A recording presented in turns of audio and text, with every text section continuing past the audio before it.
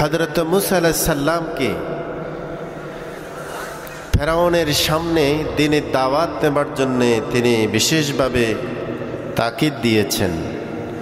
আপনারা জানেন, পৃথিবীতে যদি পরিমাপ করা হয় নাম্বার 1 সন্ত্রাসী স্বৈর শাসক জালিম অত্যাচারী, সেই হবে ফেরাউন। কথা বলেন, ঠিক নয় কি?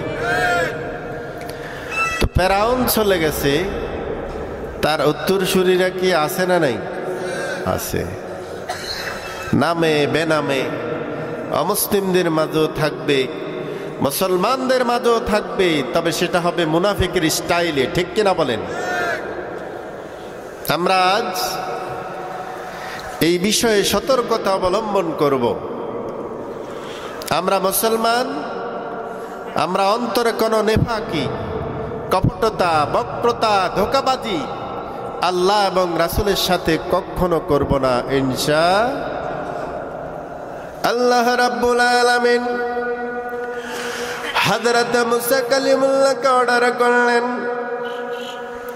মুসা আলাইহিস সালামের দাওয়াতি কাজের বর্ণনা রাসূল করিম সাল্লাল্লাহু আলাইহি সাল্লামের কাছে তিনি উপস্থাপন করলেন।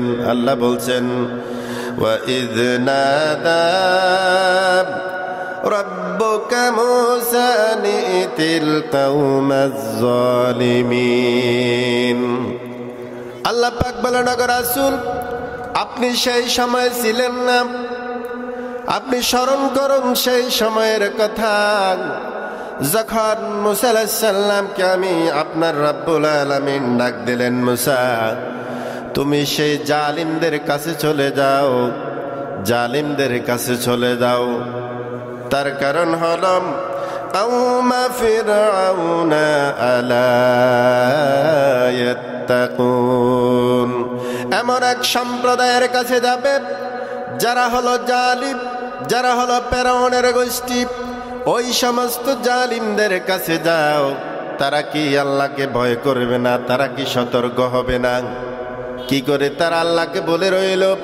আল্লাহর বিধান বাদ দিয়া কি করে ফেরাউন তাকে, সে নিজে খোদায়ে দাবি করলো, তাকে তুমি স্টপ করায় দাও, তাকে তুমি দ্বীনের দাওয়াত দাও, ইসলামের দাওয়াত দাও। মুসা আলাইহিস সালামকে আল্লাহ তাআলা কঠিন এক পরীক্ষার মুখোমুখি করলেন। তার কারণ মুসা আলাইহিস সালাম কিন্তু দেশ থেকে পালিয়ে গিয়েছিলেন এই ফেরাউনের ভয়েই। বাবুসি কিপ্তিকে তখন থাপ্পড় দিল, বাবুসি গেল মারা। লোকেরা বলল, মুসা তোমার আর শেষ রক্ষা হবে না, তাড়াতাড়ি দেশ ত্যাগ করো। সামনে আসতেছে ঘটনা।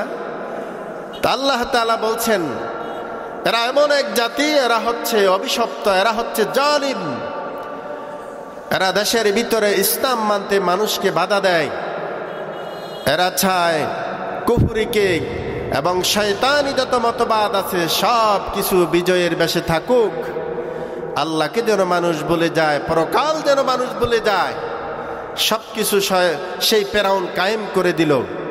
আল্লাহ তাআলা মুসা আলাইহিস সালামকে দায়িত্ব দিলেন, তাকে স্টপ করায় দাও। কারণ এই জমিন কার? কথা বলেন, জমিন কার? তাহলে জমিনের মধ্যে যদি বিধান চলে, আইন চলে, কার চলবে? আল্লাহর চলবে। আল্লাহ রাব্বুল আলামিন জানায়া দিলেন, তুমি ফেরাউনের সম্প্রদায়ের কাছে চলে যাও, এরা কি সতর্ক হবে না? ক্বালা রাব্বি ইন্নী আখাফু আন ইউকাযযিবুন।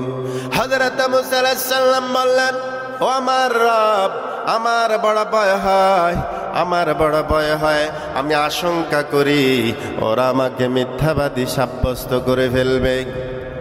তার কারণ অনেক কারণ আছে। বনি ইসরাইল জাতি বড়ই, ওরা পৃথিবীর মাঝে এত নিয়ামত আল্লাহ তাআলার পেয়েছিল, তারপরও তারা আল্লাহ রাব্বুল আলামিনকে অধিকাংশ মানুষ অস্বীকার করেছে, আল্লাহর সঙ্গে গাদ্দারি করেছে। আল্লাহ রাব্বুল আলামিনের পয়গম্বর মুসা বলেন, ওগো আমার রব, এমন এক জাতির কাছে পাঠাচ্ছেন, এমন এক রাষ্ট্রপ্রধানের কাছে পাঠাচ্ছেন, আমার কলিজা শুকিয়ে যাচ্ছে। সেই ফেরাউনের ভয়ে কেউ তো মুখ খোলে না, ঠিক কিনা কোন?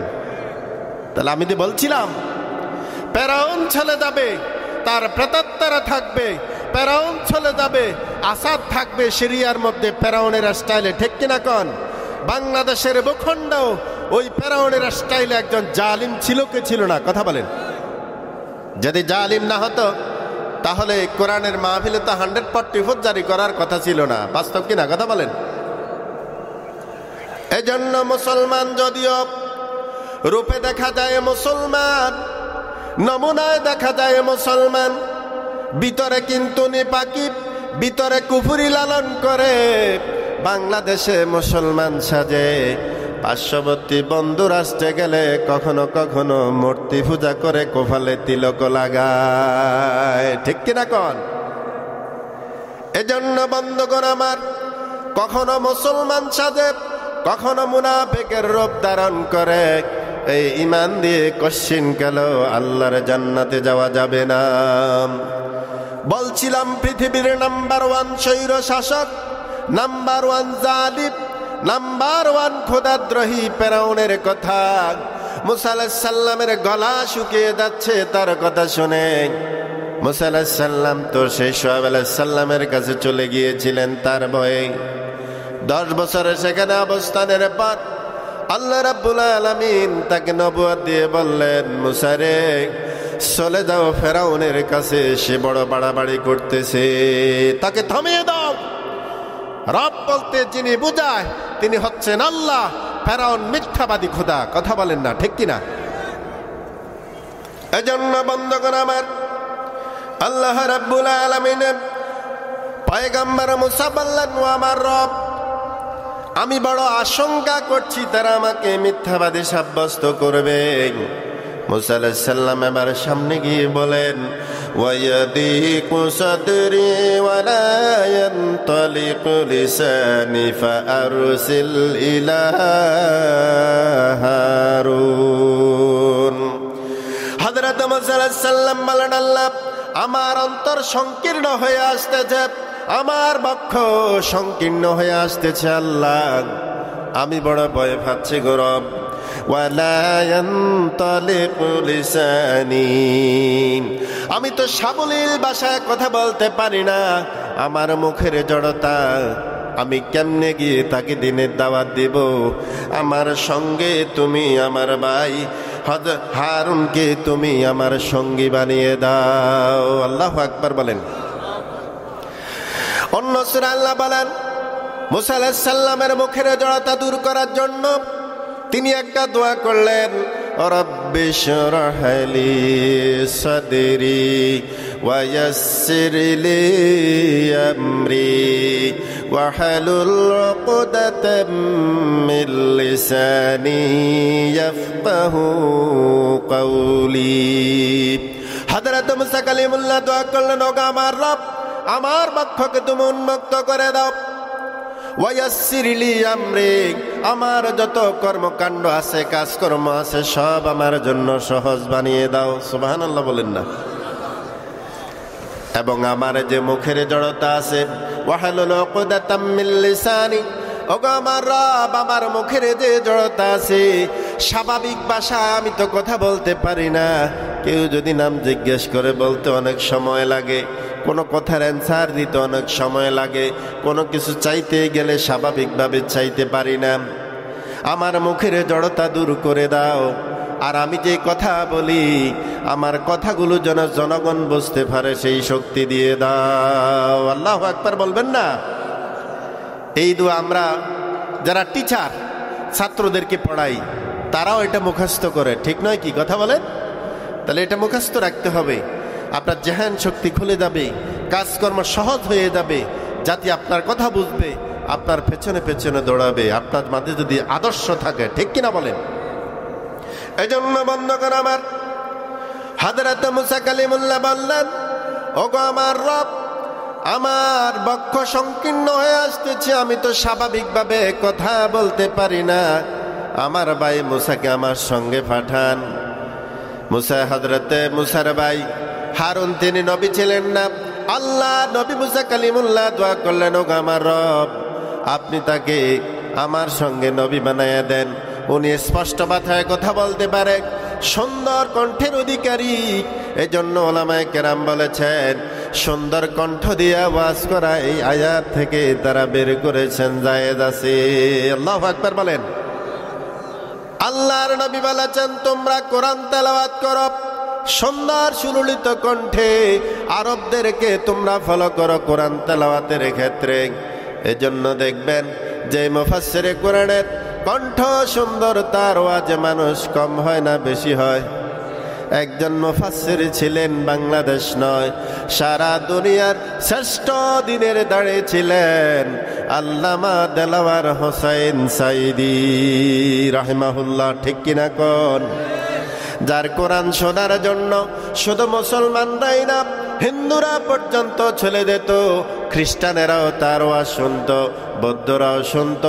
এক কথায় যত মুসলিম আছে সবাই পঙ্গপালের মতো দৌড়াইয়া যাইত। আল্লাহু আকবার বলেন। আমাদের সেই সোনার মানুষ, কোরআনের সেই বুলবুলি, কোরআনের সেই পাখিটাকে জালিমেরা 12 বছর জেলের মধ্যে রেখে অবশেষে বিষাক্ত ইঞ্জেকশনের মধ্য দিয়া দুনিয়া থেকে বিদায় করে দিল তাকে। ঠিক কিনা বলেন? জালিমেরাও টিকে থাকতে পারে নাই। দুনিয়াও শেষ তাদের, পরকালও জাহান্নামের আযাবের জন্য অপেক্ষা করছে। ঠিক কিনা কোন? তার লালিত স্বপ্ন ছিল, তিনি সব সময় বলতেন আমি সাইদির কোনো আকর্ষণ নাই, আল্লাহর কোরআনের আকর্ষণে হাজার হাজার মানুষ মাহফিলে আসে। ঠিক কিনা বলেন? তার স্বপ্ন ছিল আল্লাহ যদি দেখে দেখতে পারতাম এই বাংলাদেশের সংসদে তোমার কোরআনের রাজ কায়েম হয়ে গেছে তাহলে আত্মাটা শান্তি হয়ে যেত। ঠিক কিনা বলেন? আজকে আমরা সিদ্ধান্ত নিতে হবে, এই কোরআন শুধু আমাদেরকে নামাজ শিখাতে আসে নাই, এই কোরআন শুধু আমাদেরকে বিবাহ নীতি শেখাতে আসে নাই, এই কোরআন এসেছে সংসদ কিভাবে চলবে, রাষ্ট্রীয় সংবিধান একমাত্র আল্লাহর কোরআন ছাড়া কিছুই হতে পারে না মুসলমানদের জন্য। ঠিক কিনা বলেন? এজন্য কাজ করতে হবে। কোরআন বিজয়ের সুবর্ণ সুযোগ, এই সুযোগ আমাদেরকে কাজে লাগাতে হবে। স্বাধীনতার পর কোন শাসক আমরা আজও দেখি নাই যারা কোরআন দিয়ে দেশ চালাইছে। আপনারা কি বলতে পারবেন কেউ? সংসদ চলে মানুষের আইন দিয়ে, রাষ্ট্রের সংবিধান মানব রচিত আইন, কিন্তু আল্লাহ বলছেন আইন হবে একমাত্র আমার কোরআন। যেহেতু তুমি ঘোষণা করেছ তুমি তাওহীদে মুসলমান, তুমি বলেছ লা ইলাহা ইল্লাল্লাহ, একমাত্র আল্লাহ ছাড়া আর কোনো উপাস্য নাই, আল্লাহ ছাড়া আইনদাতা নাই, আল্লাহ ছাড়া বিধানদাতা নাই। কিন্তু তুমি যখন মসজিদে থাকো আল্লাহর আইন মানো, তুমি যখন রাজনীতি করতে দাও মানুষের মানব রচিত আইন মানো, তাহলে তুমি মুসলমান না, তুমি কাট্টা মুনাফিক মুনাফিক মুনাফিক। ঠিক কিনা কোন? সুতরাং বন্ধুগণ সিদ্ধান্ত নিতে হবে, সিদ্ধান্ত নিতে হবে। ইসলাম সব জায়গায় আমরা পালন করব, কিছু এখানে কিছু সেখানে, কিছু গায়েব কিছু নাই, এই অবস্থাতে ইসলাম চলে না। Islam is the complete code of life. ইসলাম হচ্ছে পরিপূর্ণ জীবন ব্যবস্থা। ঠিক কিনা কোন? সুতরাং যুগে যুগে সব নবীরাই যদি শুধু সালাত দিয়ে জান্নাতে যাওয়া লাগতো তাহলে কেউ নবীদের উপর টর্চার করতেন না। ফেরাউন রাষ্ট্রপ্রধান, ফেরাউনকে বাদ দিয়েও তো সাধারণ মানুষের মধ্যে মুসা আলাইহিস সালাম দিনের দাওয়াতি কাজ করতে পারতেন কিনা? আমাদের দেশে একটা মহল আছে, দেশে এখন চলছে তাদের মধ্যে ভীষণ ঝগড়াঝাটি এবং মারামারি। ইসলামী দল, দুই দলে মারামারি করে 3-4 জন শহীদ হয়ে গেছে। কথা বলেন ঠিক কিনা? এটা শহীদ হবে না। তোমরা গেছো সেখানে আল্লাহকে পাওয়ার জন্যে, কিন্তু এখানে মুসলমানে কেন তোমরা এত জালিয়াতি, এত মারামারি, এত হানাহানি? এসব তো করার জন্য যাওয়া বলা হয় নাই কোরআনে। কথা বলেন ঠিক কিনা? এই জন্য আজ আমাদেরকে সিদ্ধান্ত গ্রহণ করতে হবে যে কোরআন শুধু মসজিদে চলবে না, এই কোরআন সংসদও এই কোরআনের আইন চালু করতে হবেই হবে, হবেই হবে, হবেই হবে ইনশাআল্লাহ। ঠিক কিনা কোন? এই জন্য আমরা যখন কোনো প্রতিনিধি আসবে আগামী ইলেকশনগুলোতে যারা ইসলামকে ভালোবাসে আমরা তাদেরকে ইনশাআল্লাহ নির্বাচিত করব। রাজি আছি মুসলমান? বলছিলাম বন্ধুগণ, ফেরাউনের কাছে দাওয়াত নিয়ে যাবেন, হযরত মুসা আলাইহিস সালাম বারবার বললেন, ওয়ালাহুম আলাইয়া যামবুন ফাআখাফু আন ইয়াকতুলুন। ওগো আমার রব, তারা আমার উপর অভিযোগ দিবে, তারা আমাকে মেরে ফেলবে। হযরত মুসা আলাইহিস সালাম ভয় পাচ্ছেন, আল্লাহ আমি তো ফেরাউনের বাবিসিকে, সে মুসলমানদের উপর জুলুম করত। বনী ইসরায়েলের যে সমস্ত লোকেরা ইমানদার ছিল তার উপর জুলুম করত। আমার সামনে একদিন একটা ইমানদার মুসলমানকে সে টর্চার করল। আমি জিদে টিকতে না পেরে সজোরে থাপ্পড় মারে, থাপ্পড়ের সঙ্গে সে দুনিয়ার থেকে চলে যায়। কথা বোঝেন না আপনারা? আচ্ছা আপনারা বলেন, কেউ কাউকে থাপ্পড় দিলে কি সে মারা যায়? খুবই বিষণ্ণ রাগান্বিত মানুষ ছিলেন হযরত মুসা আলাইহিস সালাম। সজোরে এমন এক থাপ্পড় দিলেন, জায়গার মধ্যে ফেরাউনের বাবুসি মরে দুনিয়া থেকে বিদায় হয়ে গেছে। কথা বোঝেন না আপনারা? এখন সেই কথা মনে পড়ছে, আল্লাহ ফেরাউন কি আমাকে আস্থা রাখবে? আমি তো একে তো তার ঘরে লালিত পালিত হয়েছি ছোট্টকালে, আবার এখন আপনি বলতেছেন তার কাছেই দাওয়াত নিয়ে যাওয়ার জন্যে, যার ভয়ে দেশ ত্যাগ করলাম, এখন বুঝি আবার সেখানে আমি যাব? এটা কিভাবে? আমার বড় ভয় হয় তারা আমাকে মেরে ফেলবে। আল্লাহ বলছেন যেতেই হবে। আল্লাহ কি বলছেন? কারণ জীবনের রিস্ক নিয়ে ইসলামী আন্দোলন করতে হয়। যারা শুধু সালাত, সিয়াম, হজের উপর শুধু চলতে চান, কিন্তু যেখানে ইসলামের সংঘর্ষ আছে, জিহাদের কথা আছে, এগুলি আপনারা যারা মানতে চান না, যখন আপনি ইসলামের চূড়ান্ত পর্যায়ে যখন জিহাদের ডাক এসে যায়, কেউ যদি ঘরে বসে থাকে, আল্লাহ রাসূল বলেন মা তাআলা শাবাতিন মিনান নিফাক, যে ব্যক্তি জিহাদের তামান্না অন্তরে লালন করলো না, জিহাদের আকাঙ্ক্ষাও করলো না, ওই অবস্থায় যদি মৃত্যুবরণ করে সে মুনাফিকের মৃত্যুবরণ করবে। নাউযুবিল্লাহ বলেন। এজন্য বন্ধুগণ আমার, হযরত মুসা আলাইহিস সালাম ভয় পেলেন। আল্লাহ রাব্বুল আলামিনের কাছে তিনি তো উপস্থাপন করলেন কিছু দুর্বলতার কথা। অগরব আমি তো যাব, কিন্তু আশঙ্কা হয় ওরা আমাকে মেরে ফেলবে, ওরা আমার বিরুদ্ধে অভিযোগ দায়ের করবে, ওরা আমাকে প্রাণে বাঁচতে দিবে না। আয় আল্লাহ আমি কিভাবে যাব? আল্লাহ রাব্বুল আলামিন বলতেছেন, ক্বালা কাল্লা ফাযহাবা বিআয়াতিনা ইন্না মাআকুম মুস্তামিউন। আল্লাহ পাক বললেন, কখনো না, কাল্লা, অসম্ভব, তোমাকে কেউ হত্যা করতে পারবে না, আমি আল্লাহ তোমার জিম্মাদারি গ্রহণ করলাম। সুবহানাল্লাহ বলেন না? পৃথিবীর এই বাংলাদেশেও আমরা দেখেছি কত ভাবে কত ভাইদেরকে, ইসলামী আন্দোলনের কর্মীদেরকে শহীদ করা হয়েছে। তারা কিন্তু সবাইকে শেষ করে দিতে চেয়েছিল, কিন্তু সবাইকে পারে নাই। কিছু জীবন চলে গেছে, তার বিনিময়ে বাংলাদেশের জালিমের কবর রচিত হয়ে গেছে। ঠিক কিনা কোন? সুতরাং এর থেকে শিক্ষা গ্রহণ করতে হবে।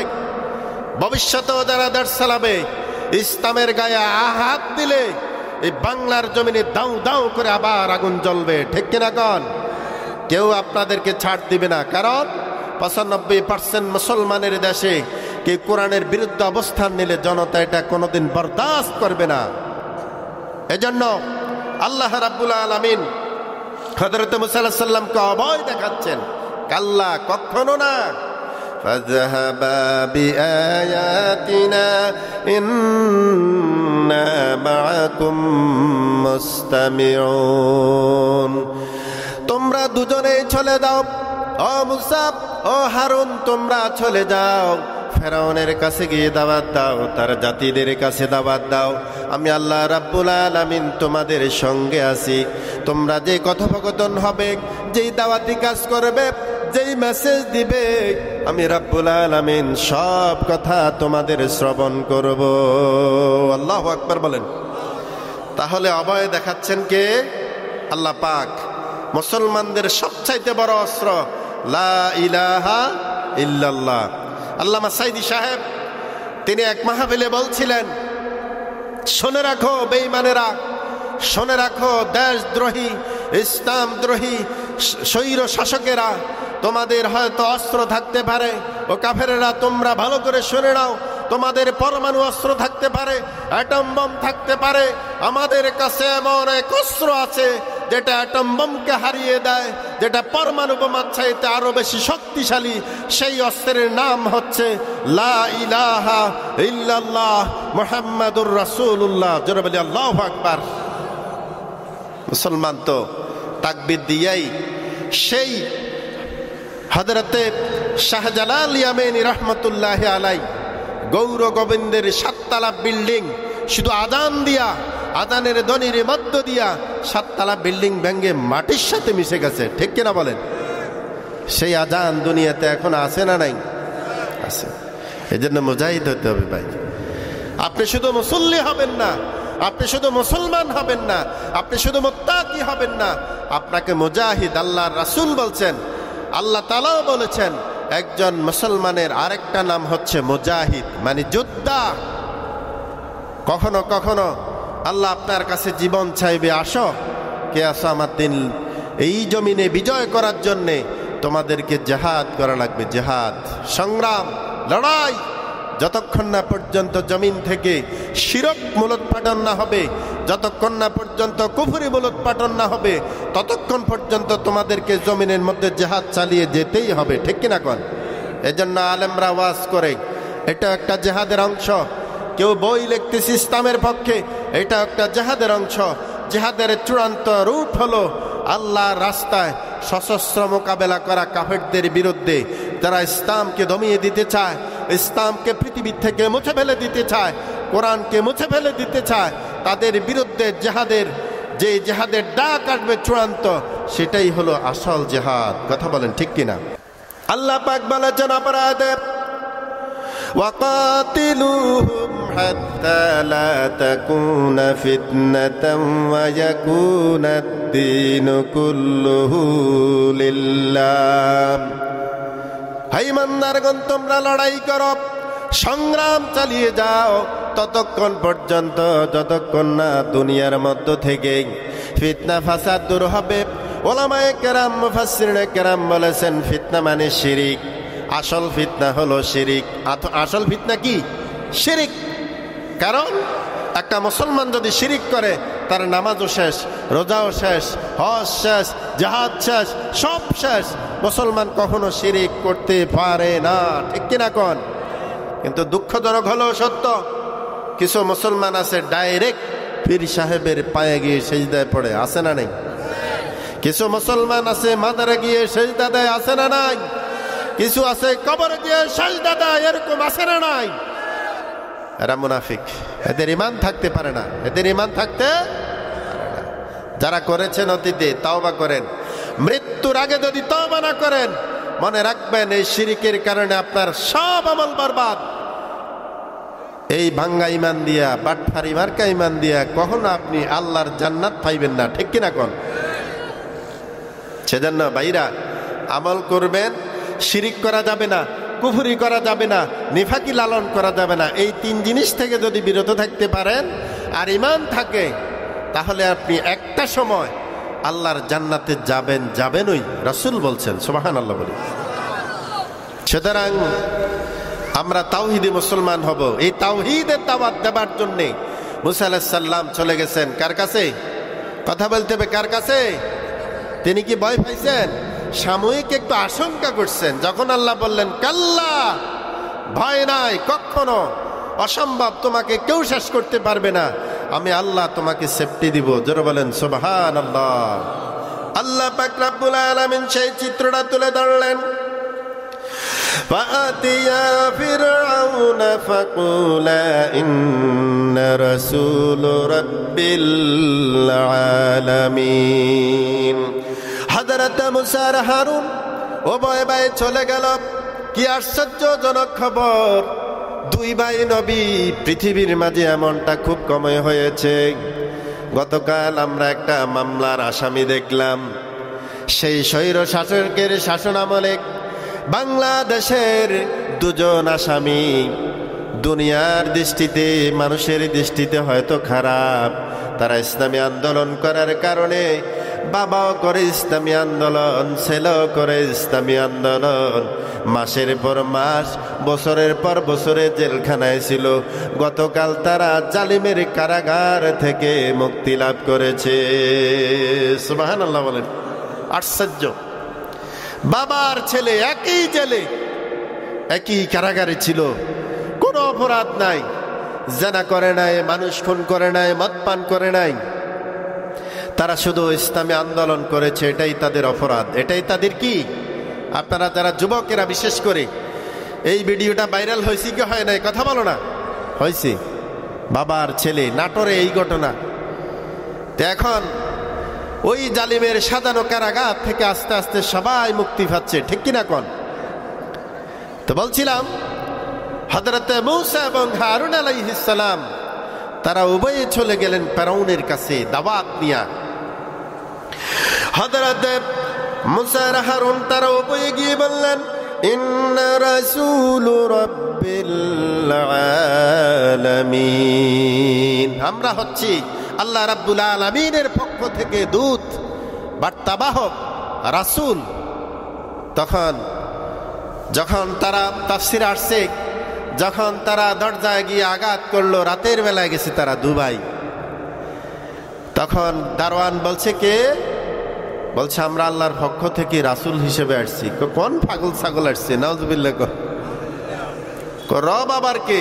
রব তো ঘুমাইতে আছে। নাউজুবিল্লাহ। কোন আপনারা বলেন আল্লাহ কি কখনো ঘুমায়? কথা কেন? আল্লাহ কি ঘুমায়? আমরা তো দেখি নেই। সূরা বাকারার মধ্যে আয়াতুল কুরসিতে আল্লাহ বলছেন, লা তাখুযুহু সিনাতু ওয়ালা নাওম, তিনি তো আল্লাহ যাকে তন্দ্রা এবং ঘুম কখনোই স্পর্শ করে না। সুবহানাল্লাহ বলেন না? সুবহানাল্লাহ। আল্লাহ যদি ঘুমায়া যায়, বান্দা বিপদে পড়লে ডাক দিছে, গর্ভবতী মহিলা সেই সিজারে কাতরাচ্ছে, যদি আল্লাহকে ডাকে, আল্লাহ যদি ঘুমানো থাকে, বান্দির অবস্থা খারাপ হবে না? কথা বলেন না? রাতের গভীরে আপনি তাহাজ্জুদ পড়বেন, আল্লাহ যদি ঘুমিয়ে যায়, আপনার ডাক শুনবে কে? তাহলে আল্লাহর কোনো ঘুম নাই। সুবহানাল্লাহ বলেন। আর এই বাটফার স্বৈর শাসক জালেম ঘুমাইতে আছে, কে? কথা বলেন, কে? মাশাআল্লাহ, ওয়াজ করে ভালো লাগতেছে, শ্রোতা সজাগ আছে, ভালো শ্রোতা হয়েছে, আলহামদুলিল্লাহ। কোন আল্লাহ আজকের বাসা কবুল করো, আমিন। এই বাসা রসুলায়, কোরআনের রসুলা, বা আমার কোনো কেরামতি নেই, কোরআনের মুজিজা। যত মানুষ দুনিয়াতে আছে, মুসা আলাইহিস সালাম তোতলায় কথা বলতেন, কিন্তু যখন আল্লাহর গ্রন্থ তাওরাত তেলাওয়াত করতেন, তোতলানি থাকতো না। আমাদের দেশে আমরা দেখেছি, যারা তোতলায় কথা বলে, মুখ বাজায় কথা বলে, কোরআন শরীফ পড়ার সময় তার এই জিনিস আর থাকে না। সুবহানাল্লাহ বলেন। এটাই কোরআনের মুজিজা। এটাই কি? আল্লাহ রাব্বুল আলামিন তুলে ধরলেন। উভয় ভাই গিয়ে বললেন, আমরা আল্লাহর পক্ষ থেকে রাসূল। দারওয়ান বলছে, কি ধরনের রাসূল? রব আবার কে? বিশ্ব জগতের রব আবার কে? ফেরাউন ছাড়া তো রব কেউ হতে পারে না। অপরাধ আল্লাহ তুলে ধরলেন। ফেরাউন কত বড় গাদ্দার, কত বড় জালিম, সে দাবি করে বসলো, আনা রাব্বুকুমুল আ'লা, আমি হচ্ছি এই দুনিয়ার মধ্যে সর্বশ্রেষ্ঠ রব। জোরে বলেন নাউযুবিল্লাহ। বন্ধুগণ, আবার রব তো কখনো ঘুমাতে পারে না, কিন্তু এটা এমন রব, কয় কাদা ভাত খায় আল্লাহ ভালো জানে, মাংস খায়, পোলাও খায়, সব খায়, টয়লেটও যায়। কথা বলেন না? পাতলা পায়খানা শুরু হইলে এই রবের তো হুঁশ থাকবে না, ঠিক কিনা কোন? অথচ সে খোদা দাবি করে বসল। সে বলল, আমি হচ্ছি সর্বশ্রেষ্ঠ রব, আমার উপর আর কেউ ক্ষমতাবান নাই। এই রব মানি হলো, আমি যে আইন দিয়েছি দেশের ভিতরে, এর বিরুদ্ধে যদি কেউ কথা বলে, তার ফেডে চামড়া থাকবে না। এরকম প্রমাণ তাফসিরে দেখলাম মাঝারিতে, যে বিশাল কূপ বানায় রাখতো সে, যেই তার বিরুদ্ধে চলে যেত, ওই কূপে ফেলে দিত, তাকে হত্যা করা হতো। জোরে বলেন না নাউযুবিল্লাহ। এই স্টাইলে তো দুনিয়ার মাঝে জালিমেরা অত্যাচার করে, ঠিক কিনা কন? আসাদ এমন এক কারাগার বানালো, বিশাল এক কারাগার বানালো, 1 লক্ষ লাশ পাওয়া গেছে। খবরের মধ্যে এটা ভাইরাল হয়ে গেছে। কত সুন্নি মুসলমান সে হত্যা করেছে যার কোনো হিসাবে নাই। এজন্য বন্ধুগণ আমার, হযরত মুসা এবং হারুন গিয়ে বললেন, আমরা আল্লাহর পক্ষ থেকে এসেছি, আন আরসিল মা'না বানি ইসরাঈল। অনেক সময় তারা সেখানে দাঁড়িয়েছিলেন, দারোয়ান দরজা খোলে না। মালিকের অনুমতি, ফেরাউন থেকে অবশেষে অনুমতি পেল, ঘরে ঢুকলো তারা। হযরত মুসা আলাইহিস সালাম বললেন যে বনি ইসরাইল আছে বিশাল সম্প্রদায়, 6,80,000 মানুষ। আল্লাহু আকবার বলেন। দেখছেন, 6,80,000 মানুষের শাসক ফেরাউন। এই বনি ইসরাইলকে আমাদের সঙ্গে দিয়ে দাও। হযরত মুসা আলাইহিস সালাম প্রপোজাল করলেন, ক্বালা আলাম নুরাব্বিকা ফীনা ওয়ালিদান ওয়া লাবিস্তা ফীনা মিন উমরিকা সিনিন। ফেরাউন বলল, আমি কি তোমাকে শৈশবকালে লালন পালন করি নাই? আলাম নুরাব্বিকা, আমি কি তোমাকে লালন পালন করি নাই?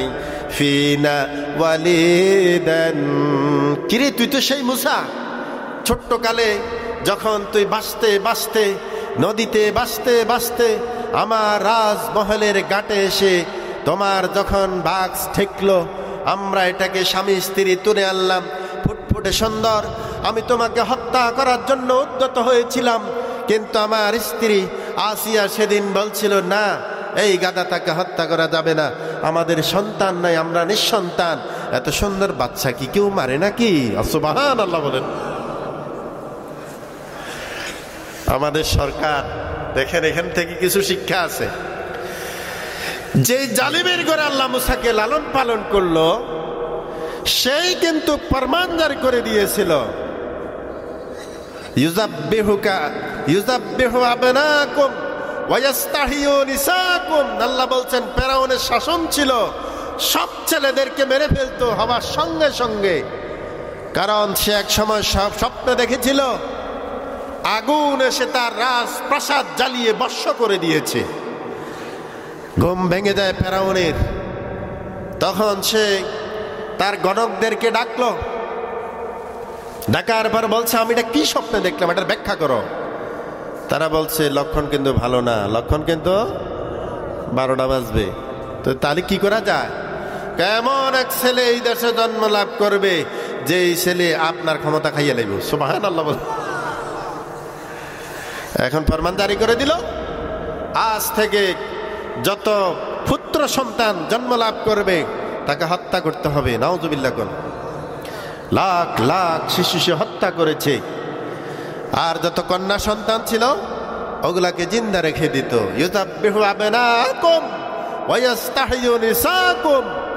আল্লাহ বলছেন বনী ইসরাইলদেরকে উদ্দেশ্য করে, তোমাদের মধ্যে সে যত বালক, যত পুত্র সন্তান হতো সবাইকে সে হত্যা করত, শুধু জিন্দা রাখতো কন্যা সন্তানগুলোকে। নাউযুবিল্লাহি মিন যালিক। তাহলে এই জালিমকে কি আল্লাহ দুনিয়া রাখতে চায়? আর কথা বলেন। তাহলে মুসা আলাইহিস সালাম ভাসতে ভাসতে, আমি লম্বা ঘটনার দিকে যাচ্ছি না, ভাসতে ভাসতে তার ঘাটে এসে যখন সেই বাক্সাটা ধরা দিল, খুলে দেখলো ফুটফুটে সুন্দর, সে তাকেও হত্যা করে ফেলবে। জালিম তো, কথা বোঝেন নাই? তখন আসিয়া বলছে, না, আসিয়া কিন্তু ইমানদার। আসিয়া কি ইমানদার? আসিয়া সেদিন বলছিল, না, আমরা তাকে লালন পালন করবো, এর ভিতরে কল্যাণ থাকতে পারে। আসলে শত্রুর মাঝেও আল্লাহ অনেক সময় সেই লোককেই লালন পালন করেন যাকে শত্রুর কাছে পেয়েও হত্যা করতে পারে না। মুসা আলাইহিস সালাম তার বড় দৃষ্টান্ত আমরা দেখেছি। সে মুসা আলাইহিস সালামকে দেখা মাত্রই সে বলে উঠল, আমরা কি তোমাকে ছোটকালে শৈশবকালে লালন পালন করি নাই? অনেক বছর তো তুমি আমাদের মধ্যে দিন কাটিয়েছিলে। আল্লাহু আকবার বলেন। কোন ঘটনা ঠিক? আল্লাহ এমন এক সৈনিক মুসা আলাইহিস সালামকে বানালেন, 400 বছরের রাজত্ব আল্লাহ মুসা আলাইহিস সালামকে দিয়ে সব ধ্বংস করে দিলেন। আল্লাহু আকবার বলেন।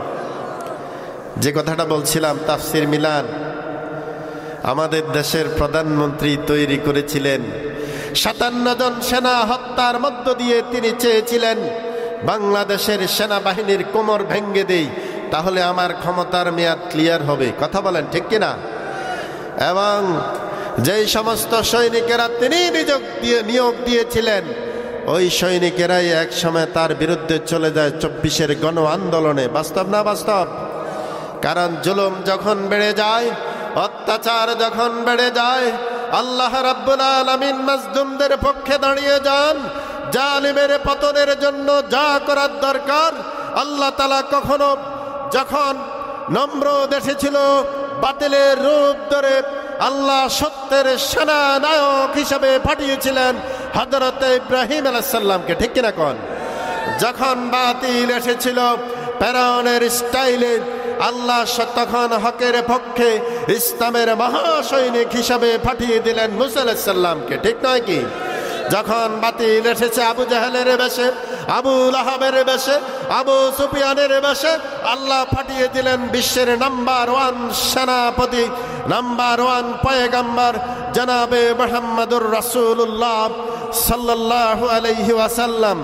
এইভাবে বাংলার জমিনেও যখন জালিম রূপ ধারণ করেছে, ছাত্ররা তখন হকের পক্ষে ইসলামের পক্ষে এসে এমন এক অবস্থা ধারণ করলো, মনে হচ্ছে যেন আল্লাহ রাব্বুল আলামিন কাবাকে যেরকম আবাবিল পাখি দিয়ে রক্ষা করেছিলেন, ছাত্ররা যেন আবাবিল পাখির বেশে আমাদের বিজয়ের মালা তুলে আনলো। ঠিক কিনা বলেন?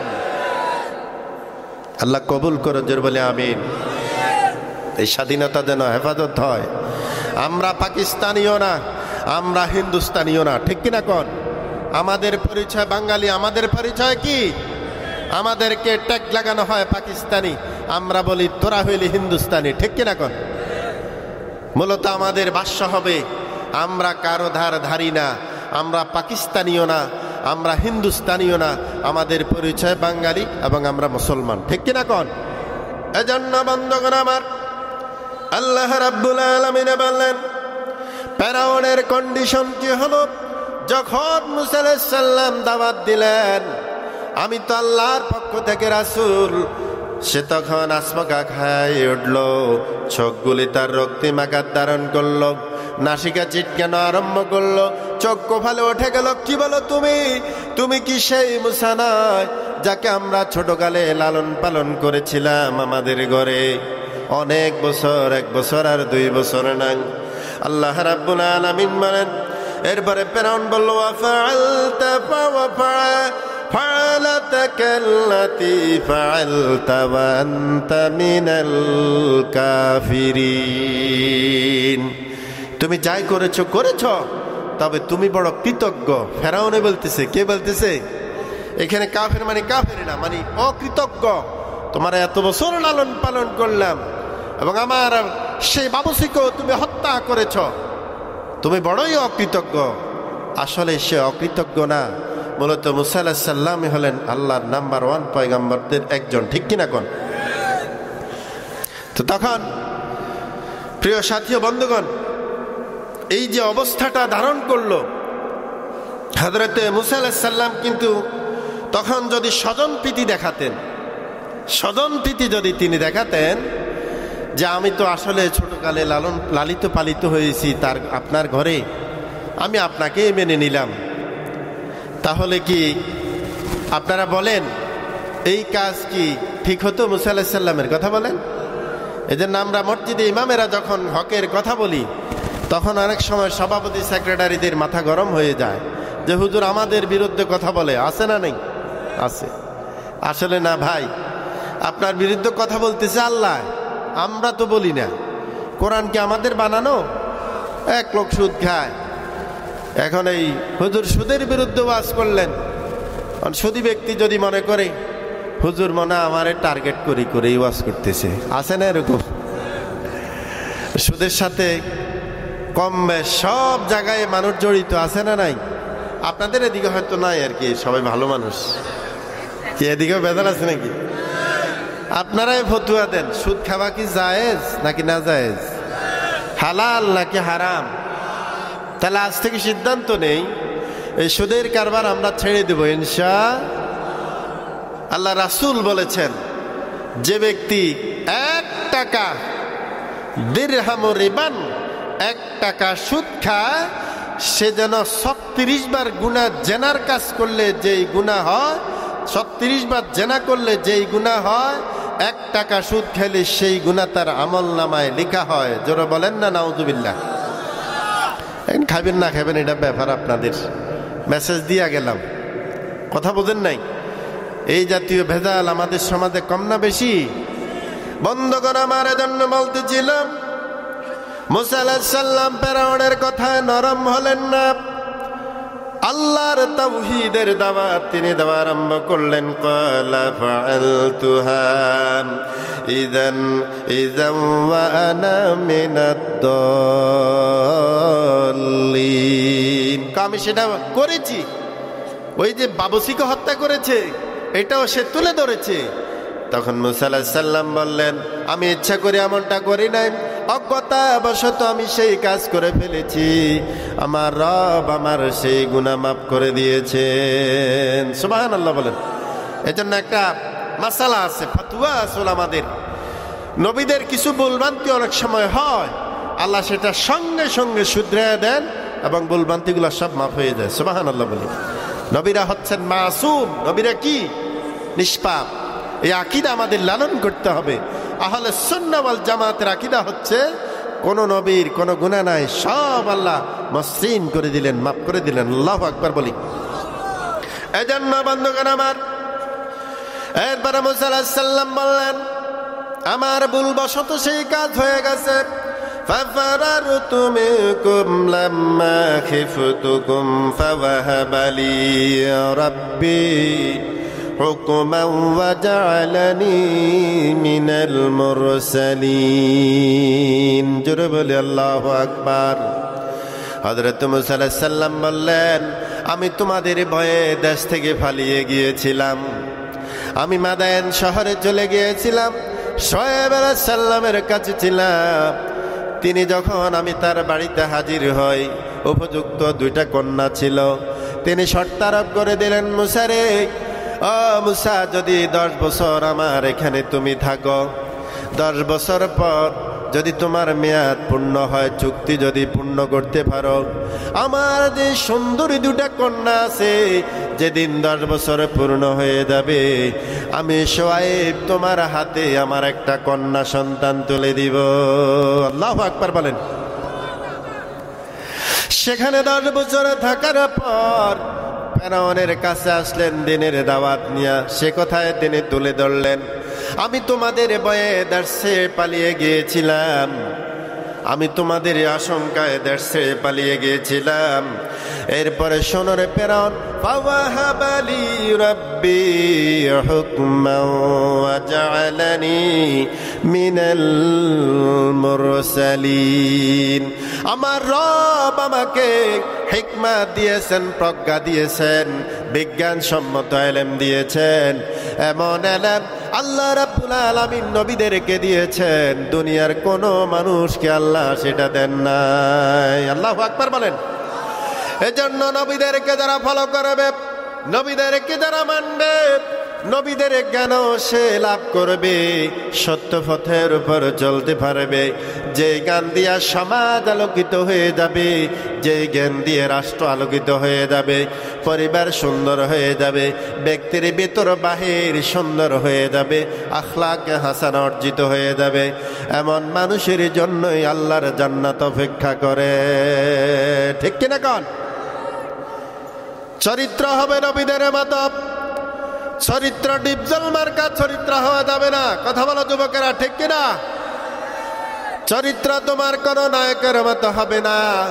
ও পর্দার অন্তরালের তরুণীরা, কোন নায়িকা তোমার মডেল হতে পারে না, তোমার মডেল হবে হযরত খাদিজাতুল কুবরা।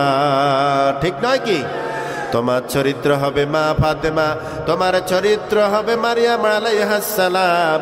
ও নারীগণ, তোমরা এই সমস্ত নারীদের জীবনী পড়ো, জীবন গঠন করো, নইলে পরে পরকালীন জীবনে আল্লাহর কঠিন আযাবে যাওয়া লাগবে। ঠিক কিনা কোন? এজন্য বন্ধুগণ আমার, আল্লাহ রাব্বুল আলামিন বললেন, মুসা আলাইহিস সালামের এই দাওয়াত আল্লাহ রাসূলকে কেন আল্লাহ তাআলা জানালেন? ওগো রাসূল, এমন একটা অবস্থা আপনারও হবে, আবু জাহেল আবু লাহাব আপনাকে শান্তিতে থাকতে দিবে না। আমার রাসূলকে কত কষ্ট দিয়েছিলেন, আল্লাহ তাআলা অভয় দেখাচ্ছেন নবীদের জীবনে এমনটা হবে, এমন অবস্থা হবে, পরীক্ষায় তারা পাশ করবে। আমি আল্লাহ রাব্বুল আলামিন তাদেরকে সব পরীক্ষায় উত্তীর্ণ করে দেই। সুবহানাল্লাহ বলেন। ইব্রাহিম আলাইহিস সালাম পরীক্ষায় টিকেছেন কিনা কথা বলেন।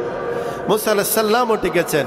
ওই নবীদের চরিত্রগুলা, আখলাকগুলা, আমলগুলা আল্লাহ রাসূলকে জানায় দিচ্ছেন, আপনার জীবনেও এমনটা হবে, তবে ভয়ের কোনো কারণ নেই, সব কবর হয়ে যাবে।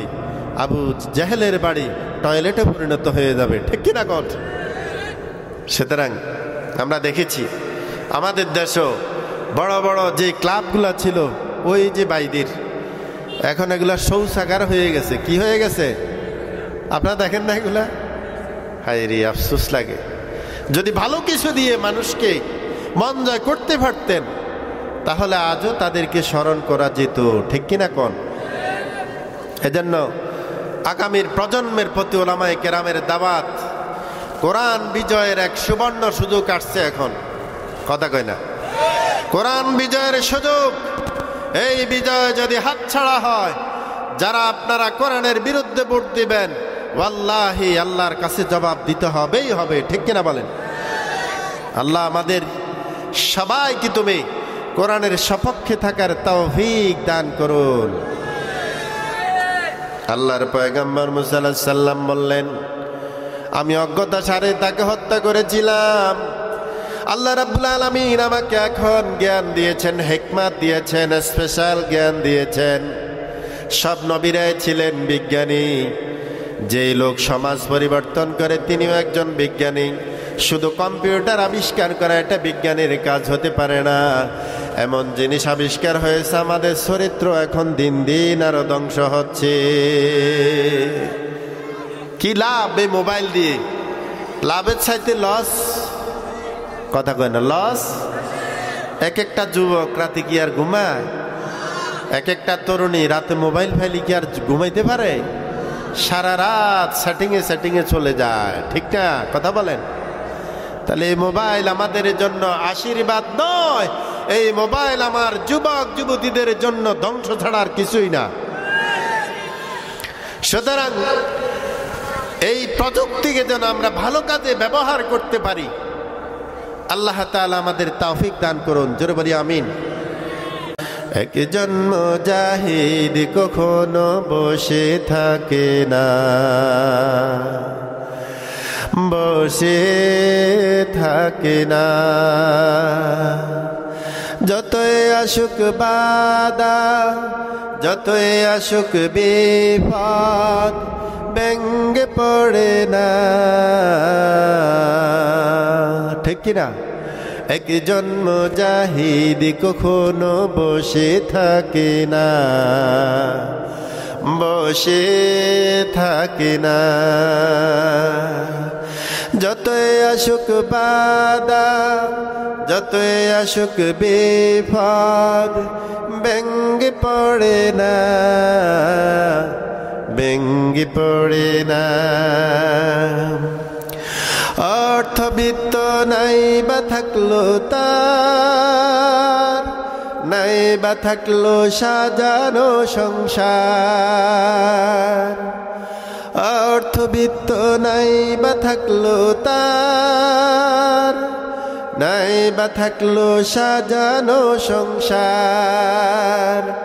তবু সে সামনে চলে, তবু সে সামনে চলে, থমকে দাঁড়ায় না, থমকে দাঁড়ায় না। একজন মুজাহিদ কখনো বসে থাকে না, বসে থাকে না, ঠিক না? আল্লাহ আমাদেরকে মর্দে মুজাহিদ হিসেবে বাঁচার তৌফিক দান করুন।